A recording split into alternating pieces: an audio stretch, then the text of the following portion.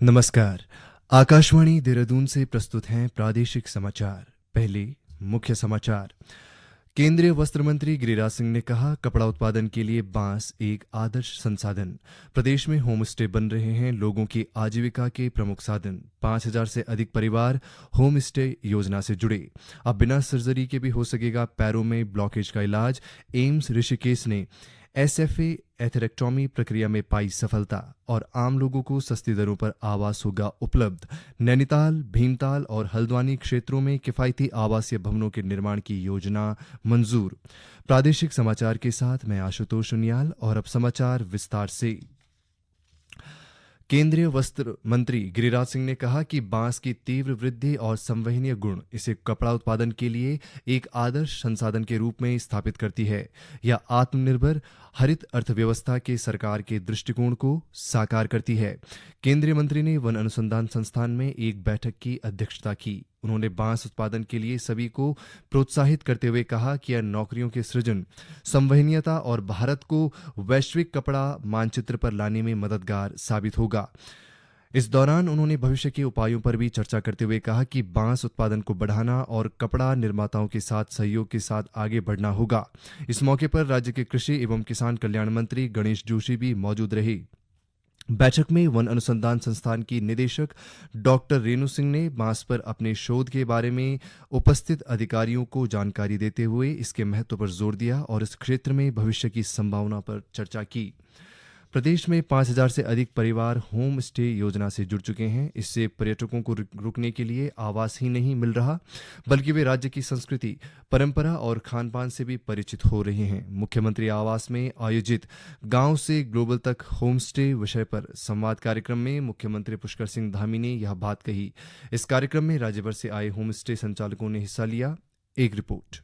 इस संवाद में होम स्टे योजना को आगे बढ़ाने को लेकर उपयोगी सुझाव और अनुभव साझा किए गए। कार्यक्रम में मुख्यमंत्री ने कहा कि स्थानीय अर्थव्यवस्था और स्वरोजगार को मजबूती देने के उद्देश्य से राज्य सरकार ने होम स्टे योजना की शुरुआत की थी, जो आज दूरस्थ गाँवों तक अपनी पहचान बना चुकी है। उन्होंने कहा कि उत्तराखंड की असली आत्मा गाँव में बसती है, जहाँ प्राकृतिक सौंदर्य, समृद्ध संस्कृति और पारंपरिक विरासत का अद्भुत संगम देखने को मिलता है। राज्य सरकार के प्रयासों को रेखांकित करते हुए मुख्यमंत्री ने कहा कि प्रदेश में एक जनपद दो उत्पाद योजना के जरिए स्थानीय उत्पादों को प्रोत्साहित किया जा रहा है। हाउस ऑफ हिमालयाज ब्रांड और स्टेट मिलेट मिशन जैसे कदम राज्य के उत्पादों को राष्ट्रीय और अंतर्राष्ट्रीय पहचान दिलाने में सहायक हो रहे हैं। तीर्थाटन और पर्यटन को राज्य की अर्थव्यवस्था का मजबूत आधार बताते हुए मुख्यमंत्री ने कहा कि धार्मिक, सहायक, इको, वेलनेस, एग्रो और फिल्म पर्यटन को राज्य में तेजी से बढ़ावा दिया गया है। इस अवसर पर कैबिनेट मंत्री सतपाल महाराज ने कहा कि यह संवाद कार्यक्रम केवल बातचीत नहीं, बल्कि ग्रामीण पर्यटन को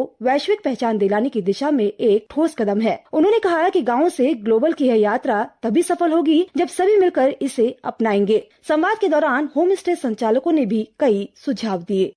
राष्ट्रीय पोषण मिशन के तहत राज्य के विभिन्न जिलों में पोषण पखवाड़े का आयोजन किया जा रहा है। इसी क्रम में चंपावत जिले में सभी 685 आंगनवाड़ी केंद्रों और सार्वजनिक स्थानों में पोषण के संबंध में जागरूकता कार्यक्रमों का आयोजन कर गर्भवती, धात्री, बच्चों व किशोरियों को पोषण के बारे में जानकारी दी जा रही है। जिला कार्यक्रम अधिकारी राजेंद्र प्रसाद बिष्ट ने बताया कि केंद्र सरकार के राष्ट्रीय पोषण मिशन के तहत पोषण पखवाड़े का आयोजन किया जा रहा है। उन्होंने कहा कि इसका मुख्य उद्देश्य समाज को कुपोषण से मुक्त करना है। पोषण मिशन के अंतर्गत भारत सरकार के द्वारा आयोजित पखवाड़ा है, जो 8 अप्रैल से 22 अप्रैल तक मनाया जाना है। इसमें हम राष्ट्रीय पोषण मिशन के तहत कुपोषण से बचने के उपायों पर ध्यान दे रहे हैं और उससे संबंधित जागरूकता कार्यक्रम आयोजित किए जा रहे हैं। और साथ ही जो पोषण के विभिन्न आयाम होते हैं, चाहे वो संतुलित आहार हो, समय पर टीकाकरण हो, साफ सफाई और स्वच्छता हो, इन सब पर व्यापक रूप से ध्यान दिया जा रहा है। इन पर हम जन जागरूकता कार्यक्रम आयोजित कर रहे हैं। यह कार्यक्रम सभी आंगनवाड़ी केंद्रों पर तथा अन्य सार्वजनिक स्थानों पर भी आयोजित किए जा रहे हैं। मुख्य फोकस यही है कि हम अपने समाज को कुपोषण से मुक्त कर पाएं। एम्स ऋषिकेश ने पैर की नसों में ब्लॉकेज के इलाज के लिए एसएफए एथेरेक्टोमी प्रक्रिया को सफलतापूर्वक पूरा कर एक नई चिकित्सा उपलब्धि हासिल की है। यह तकनीक फीमरल धमनी में ब्लॉकेज को बिना बाईपास सर्जरी और बिना स्टंट डाले दूर करने में सक्षम है। संस्थान के रेडियोलॉजी विभाग ने अप्रैल के पहले सप्ताह में 68 वर्षीय एक मरीज का सफल इलाज किया। मरीज को चलने फिरने में दर्द और पैरों के काले पड़ने की शिकायत थी। इस प्रक्रिया के तहत जांघ की सबसे बड़ी धमनी से जमा प्लॉक को हटाया गया, जिससे रक्त प्रवाह बेहतर हो गया और मरीज को राहत मिली। रेडियोलॉजी विभागाध्यक्ष प्रोफेसर अंजुम ने बताया कि यह तकनीक परिधीय धमनी रोग से पीड़ित मरीजों के लिए बेहद लाभकारी है। ऑपरेशन करने वाले विशेषज्ञ डॉक्टर उदित चौहान ने इसे एक न्यूनतम इन्वेजिव तकनीक बताया, जो बिना बड़े ऑपरेशन के असरदार इलाज देती है। एम्स ऋषिकेश की कार्यकारी निदेशक प्रोफेसर मीनू सिंह ने कहा कि इस तकनीक की सफलता एम्स ऋषिकेश की उन्नत चिकित्सा सेवाओं और नवाचार के प्रति प्रतिबद्धता को दर्शाती है। देश के नवस्थापित एम्स में यह प्रक्रिया करने वाला एम्स ऋषिकेश पहला संस्थान बन गया है। ये समाचार आकाशवाणी के देहरादून केंद्र से प्रसारित किए जा रहे हैं। ताजा समाचार के लिए आप हमारे सोशल मीडिया एक्स व Facebook page Akashvani news Uttarakhand को फॉलो कर सकते हैं। साथ ही ये समाचार हमारे YouTube channel Akashvani news Uttarakhand पर भी उपलब्ध हैं। आम लोगों को सस्ती दरों पर आवास उपलब्ध कराने के लिए नैनीताल जिला विकास प्राधिकरण ने एक अहम फैसला लिया है। जिले के नैनीताल, भीमताल और हल्द्वानी क्षेत्रों में किफायती आवासीय भवनों के निर्माण की योजना को मंजूरी दे दी गई है। यह निर्णय कुमाऊं मंडलायुक्त दीपक रावत की अध्यक्षता में आयोजित जिला विकास प्राधिकरण की बैठक में लिया गया। श्री रावत ने बताया कि नैनीताल तहसील के बेलुवाखान क्षेत्र में चिन्हित सरकारी भूमि पर भवनों का निर्माण किया जाएगा।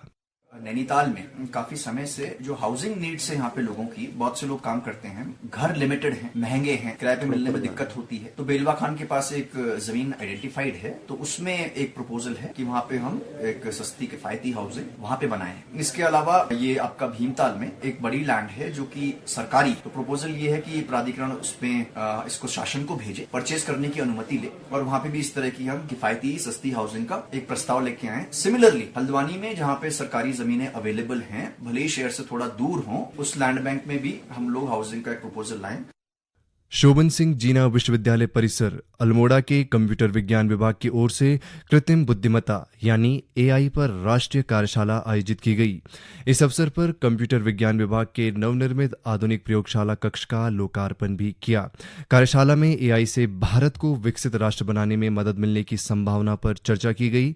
विशेषज्ञों ने एआई के सामाजिक, शैक्षिक और औद्योगिक क्षेत्रों में उपयोग पर चर्चा की और इसे भारत के भविष्य के लिए बेहद जरूरी बताया।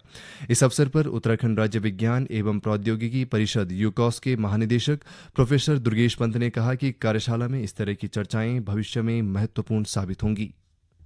इस विभाग से जो एआई की बात है या मशीन लर्निंग की बात है या रोबोटिक्स की बात है, ये चीज और ये चिंतन आवश्यक है कि बाहर जाए, हमारे विद्यार्थी उससे, रिसर्चर्स उससे, टीचर्स उससे चिर परिचित हों। तो इसलिए मुझे लगता है कि बहुत महत्वपूर्ण है और ये चर्चा बहुत दूर तक जाएगी। कार्यशाला में देश भर से आए विशेषज्ञों, शिक्षकों, शोधार्थियों और विद्यार्थियों ने भाग लिया। चारधाम यात्रा के दौरान आपातकालीन स्थितियों से निपटने की तैयारियों को परखने के लिए 24 अप्रैल को राज्य स्तरीय मॉक ड्रिल आयोजित की जाएगी। यह अभ्यास राष्ट्रीय आपदा प्रबंधन प्राधिकरण, गृह मंत्रालय और उत्तराखंड राज्य आपदा प्रबंधन प्राधिकरण के संयुक्त तत्वावधान में किया जा रहा है।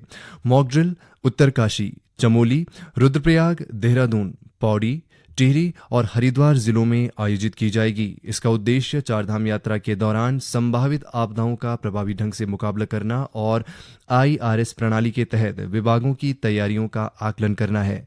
आपदा प्रबंधन सचिव विनोद कुमार सुमन ने बताया कि मॉक ड्रिल से पहले आज देहरादून स्थित राज्य आपातकालीन परिचालन केंद्र में टेबल टॉप अभ्यास आयोजित किया जा रहा है।